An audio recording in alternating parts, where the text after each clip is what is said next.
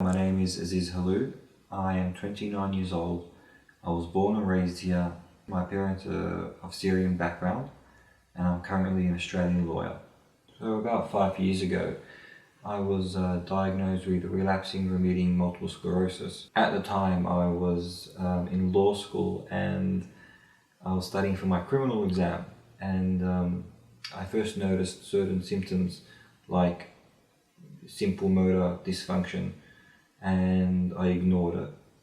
Eventually one day I woke up and I couldn't really see, and that's when my parents took me to the hospital, and after many tests and many long waiting sessions, I was diagnosed with MS, and my life turned almost upside down. In a short amount of time I went from walking to using walking sticks, and then from walking sticks I was soon on a wheelchair. That impacted nearly everything else, so I couldn't drive, I couldn't continue with my studies, and then there was all these different types of tests and medications that I was about to take, and it just was a very difficult time for me.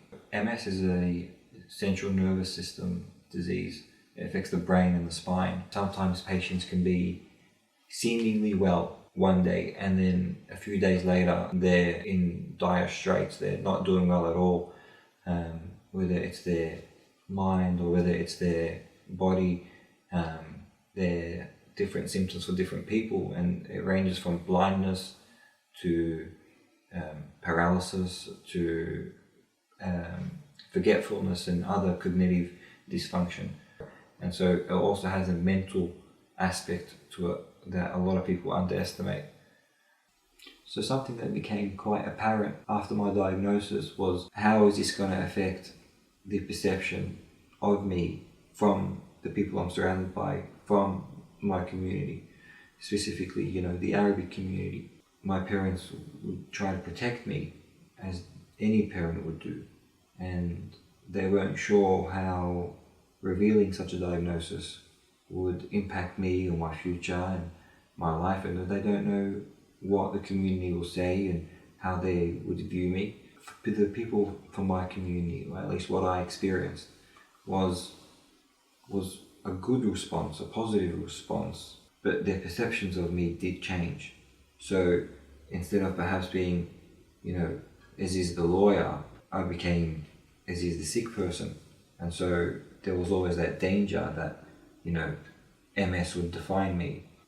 My stocks, so to speak, about marriage and, my ability to provide, my ability to work, even though I actually went back to work right after the diagnosis when I wasn't supposed to. And, perhaps this is old-fashioned, but from a masculine perspective, or for the point of a man, the ability to provide, especially in our community, is what the man's role is.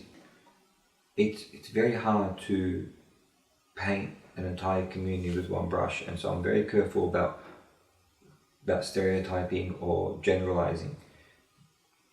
And saying that, there are patches in my community that align mental health, for example, with a lack of spirituality, when it could be simply an endogenous problem, so an imbalance in neurotransmitters, and has nothing to do with a person's faith in God or lack thereof, and more prayers won't exactly help them. Certain members of the Arab community would approach such a problem that way and would try to persuade these people who are going through mental health problems or struggles to not see a psychologist or psychiatrist or counsellor or social worker, but rather see a sheikh, which I'm not sure if is the appropriate response to such a problem.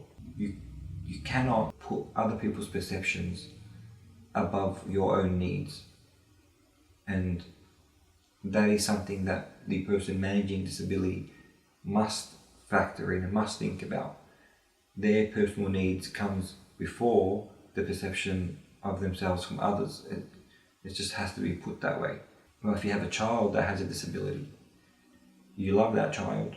You love that child more than anything else, and you want that child to access all the resources possible to help that child and to facilitate their recovery. there will be small patches of the community that will make passing remarks and horrible judgments, but the overall